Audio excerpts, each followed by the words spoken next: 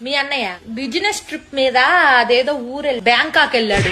Office ఎదవాళ్ళకి బుద్ధి జ్ఞానం లేదు. ఈ మధ్య మరీ ఘోరం అయిపోయి నెలకి 2 సార్లు బిలొస్తున్నారు బ్యాంక్ ఆఫీస్ లో. అల్లాడిపోతున్నాడు. అంత దూరం అంటే ఒళ్ళు హూనం అయిపోదు. ఎక్కడో మ్యాప్ చివరి నుండి బ్యాంకాక్ రాగానే ఒళ్ళంతా నొప్పులు ఉంది, కాస్త కాపడం పెట్టు రాజ్యం అని నోరారా అడుగుతాడు. అల్లాడిపోతున్నాడు. పోనీ నేను కూడా వస్తానయ్యా నీతో పాటు, నువ్వు ఆఫీస్ పని చూసుకో అంటే, వద్దో రాజ్యం నువ్వు రామాక, కడుపులో నీళ్లు కదలకుండా ఉండు, వేళకు తిని పడుకో, నీ ఆరోగ్యం నాకు చాలా ముఖ్యం అంటాడమ్మా మహానుభావుడు. అల్లాడిపోతున్నాడు.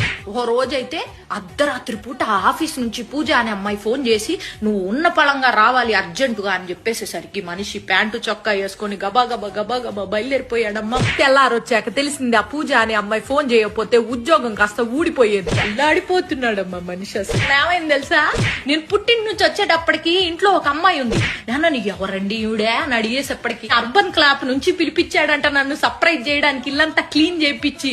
కాకపోతే నేను వచ్చేటప్పుడు మరి క్లీనింగ్ ఏమీ చేయలేదు, మరి టైం అయిపోయిందో ఏమో గాని అల్లాడిపోతా ఉంటాడు ఎప్పుడు చూసినా. చింటూ గాడి క్లాస్ టీచర్ తోటి 24 గంటలు ఫోన్ మాట్లాడుతూ ఉంటాడు. వాడికి ఎలా చదువు నేర్పించాలని చెప్పి సలహాలు ఇస్తా ఉంటాడంట. 1-2 సార్లు ఇంటికి కూడా వచ్చింది అనుకో. మన ఇంటి కింద లేదు 4 కాలేజీ అమ్మాయిలకి అద్దెకిచ్చాడు మీ అన్నయ్య. ఎందుకండి అంటే వయసులో ఉన్నారు, అర్ధరాత్రి ఏమన్నా అవసరం అవుతుందని చెప్పి కిందకి వెళ్ళి నేను హెల్ప్ చేస్తానని చెప్పి మహానుభావుడమ్మా. అల్లాడిపోతా.